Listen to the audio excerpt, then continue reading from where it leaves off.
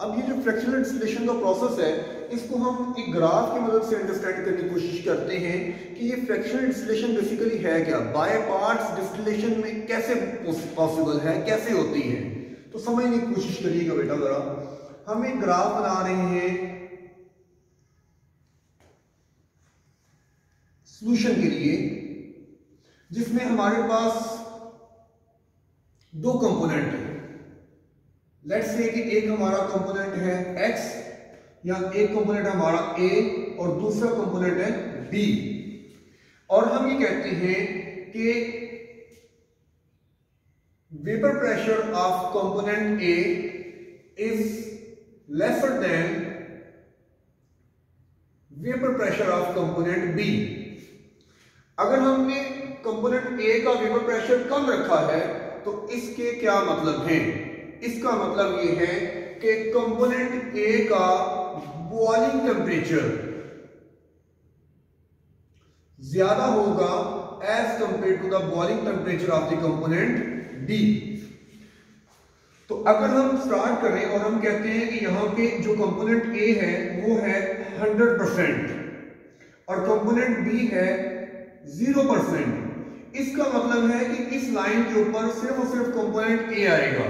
और इस क्राइटेरिया के मुताबिक चूंकि कंपोनेंट A का बॉइलिंग टेम्परेचर ज्यादा है तो उसको आप लेट्स से कि यहां पे शो करते हैं।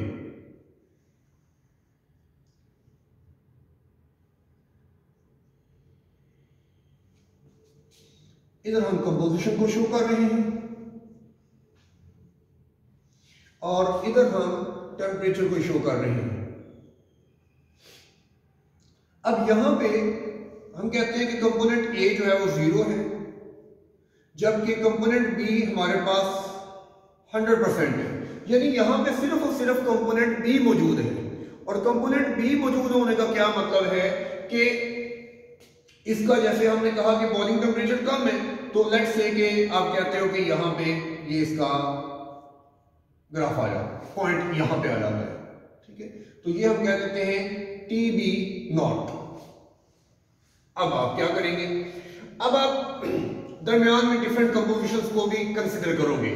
देखो बच्चे, यहां 100% है, 90%, 80%, 70%, 60%, 50%, 40%, 30, 20 और 10। सिमिलरली इसके अगेंस्ट यहां पे आपने देखा कि कंपोनेंट A जो है वो हमारे पास कम होता जा रहा है, तो दूसरी तरफ इसका मतलब है कि कंपोनेंट B हमारे पास बढ़ता जाएगा। तो क्या 10%, 20%, 30%, 40, 50, 60, 70, 80 एंड 90, ठीक है। तो अब हम ग्राफ प्लॉट कर रहे हैं। ग्राफ प्लॉट कर रहे हैं किस तरह से कंपोनेंट A और B की डिफरेंट कंपोजिशन का टेम्परेचर के अगेंस्ट। तो बेटा हमें पता है कि जब हम लिक्विड को बॉयल करते हैं तो लिक्विड को बॉयल करने पर वेपर्स बनते हैं, ठीक है। और हमारे पास वो सॉल्यूशंस जिनको हम फ्रैक्शनल डिस्टिलेशन के जरिए से एक दूसरे से मुकम्मल तौर पर अलग कर लेते हैं, उनके अंदर असूल ये है, प्रिंसिपल ये है कि composition of mixture liquid is not equal to the composition of mixture vapors। कि जिन कंपोनेंट्स को फ्रैक्शनल डिस्टिलेशन की मदद से मुकम्मल तौर पर सेपरेट करना मुमकिन हो, वो इस रूल को फॉलो करते हैं कि किसी भी टेम्परेचर पर उनका जो लिक्विड है उसका मिक्सचर, उसकी कंपोजिशन वेपर के मिक्सचर की कंपोजिशन से हमेशा अलग होगी, एक जैसी नहीं होगी। एक बात। दूसरी बात कि उनके अंदर टोटल प्रेशर दोनों कंपोनेंट के प्रेशर का एग्जैक्टली सम आएगा। इसलिए जब हम इसको ग्राफ में रिप्रेजेंट करेंगे तो आप देखें कि बेटा इसमें जो ग्राफ बनता है वो ग्राफ हमें दो कर्व्स देता है। इन कर्व्स को बनाना ये काल्पनिक टॉपिक की सबसे बड़ी महारत है।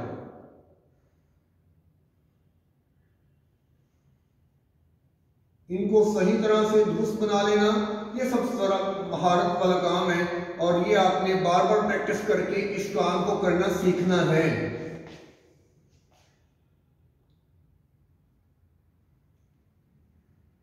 ये दो कर्व है, इनमें से एक कर्व मैंने लिक्विड के लिए बनाई है और एक कर्व मैंने वेपर के लिए बनाई है। और आप अच्छी तरह जानते हैं कि लिक्विड का जो टेम्परेचर होता है वो वेपर से कम होता है, या वेपर का जो टेम्परेचर होता है वो लिक्विड से ज्यादा होता है। तो आपको समझ लेना चाहिए कि यहाँ पे लिक्विड है और यहाँ पे वेपर है। ये कर्व लिक्विड की कंपोजिशन को शो कर रही है और ये कर्व जो है ये वेपर्स की कंपोजिशन को शो कर रही है। अब हम इसको स्टडी करते हैं टेम्परेचर के अगेंस्ट। नोट करें बच्चों, समझे बात को। यहां पे मैं टेम्परेचर ले रहा हूं x टेम्परेचर पर आप समझे जरा, आप एक लाइन ड्रा करके देखें कि लिक्विड और वेपर की कंपोजिशन में क्या आपको फर्क मिलता है कि नहीं मिलता। नोट करें इस बात को, समझे। लिक्विड की कंपोजिशन देखें आप क्या आ रही है हमारे पास, और वेपर की कंपोजिशन को आप नोट करें जरा। आप इस पॉइंट को कोई नाम दें, x के साथ आप इसे y कह लें, y के साथ इसको आप z कह लें, ठीक है। इस पॉइंट को आप कोई ना कोई नाम दें। लेट्स से कि आप इसे कहते हैं I और इसे आप कहते हैं K, कुछ भी नाम दें। अब आप नोट करें कि टेम्परेचर x के ऊपर लिक्विड की कंपोजिशन पॉइंट I शो करता है, और पॉइंट I आपको क्या बता रहा है? पॉइंट I आपको बता रहा है कि लिक्विड के अंदर कंपोनेंट A 90% है और कंपोनेंट B 10% है। इसके कंपैरिजन पर अगर आप वेपर्स को देखेंगे इसी टेम्परेचर पर, तो आप नोट करें कि कंपोनेंट A यहां पे 40% है और कंपोनेंट B यहां पे 60% है। इसका क्या मतलब है बच्चों? नोट करें ये चीज। कंपोनेंट A चूंकि लो बॉइलिंग, उसका बॉइलिंग पॉइंट ज्यादा है। बॉइलिंग पॉइंट ज्यादा क्या मतलब है? उसके वेपर कम बनते हैं। उसके वेपर कम बनते हैं तो वो लिक्विड के अंदर आपको ज्यादा अमाउंट के अंदर मिलेगा, जबकि वेपर के अंदर उसके अमाउंट कम है। On the other hand component B चूंकि उसका बॉइलिंग पॉइंट कम है, बॉइलिंग पॉइंट कम होने का क्या मतलब है कि उसके वेपर ज्यादा बनते हैं। वेपर ज्यादा बनते हैं तो वो आपको वेपर फेज में ज्यादा मिलेगा और लिक्विड फेज के अंदर कम मिलेगा। यानी composition of the mixture liquid is not equal to the composition of the mixture vapours. Vapour की जो कंपोजिशन है वो लिक्विड कंपोजिशन के बराबर नहीं है। वो कंपोनेंट जिसका बॉइलिंग पॉइंट ज्यादा है वो आपको लिक्विड स्टेट में ज्यादा मिलेगा, और वो कंपोनेंट जिसका बॉइलिंग पॉइंट कम है वो आपको वेपर फेज में ज्यादा मिलेगा। तो ये हो गई फर्स्ट टाइम की डिस्टिलेशन। जब फर्स्ट टाइम डिस्टिलेशन हो जाएगी, ये कंपोनेंट आपको मिलेगा वेपर के अंदर, और ये कंपोनेंट मिलेगा आपको, ये कंपोजिशन मिलेगी आपको, सॉरी, ये कंपोजिशन आपको मिलेगी लिक्विड के अंदर और ये कंपोजिशन आपको मिलेगी वेपर के अंदर। अब हम क्या करेंगे, इन वेपर्स को हम लिक्विड बना लेंगे और फिर हम इस लिक्विड को दोबारा से बॉयल करेंगे। अब आप देखेंगे लिक्विड कहां पे बॉयल होगा। इस लिक्विड का टेम्परेचर अब आप जब बॉयल करेंगे तो लेट्स से कि वो G आता है, क्योंकि मेरे पास Z में ABC खत्म हो गई तो मैंने यहां पे G से शुरू कर दिया है। अब जब आप इसको G पर बॉयल करेंगे, ये लिक्विड बन चुका है ना। अब इस लिक्विड के वेपर बनेंगे, तो आप नोट करें G के बाद H और H के बाद लेट्स से कि आप यहां पे कहते हैं J। आप नोट करें वाला इस बात कि अब ये लिक्विड है और ये वेपर है। तो यहां लिक्विड के अंदर A है 40 और B है 60। अब वेपर में आप देखेंगे A मजीद कम हो गया क्योंकि A का बॉइलिंग पॉइंट ज्यादा है। A के वेपर कम है, बॉइलिंग पॉइंट ज्यादा है, तो वो आपको वेपर में मजीद कम मिलेगा, लेकिन B जो है वो वेपर में और ज्यादा हो गया। ठीक है, इस तरह ये बढ़ता जाएगा।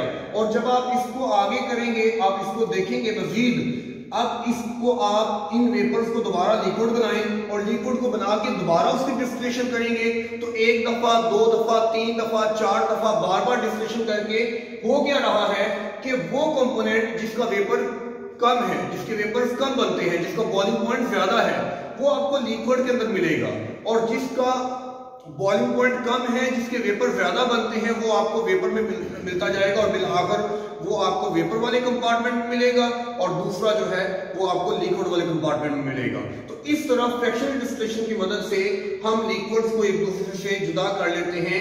और फ्रैक्शनल डिस्टिलेशन में जैसा कि आपने देखा, आपको एक से ज्यादा बार डिस्टिलेशन करनी पड़ती है, एक बार, दो बार, तीन बार, और इस तरह जो है आप इनको एक दूसरे से सेपरेट कर लेते हो।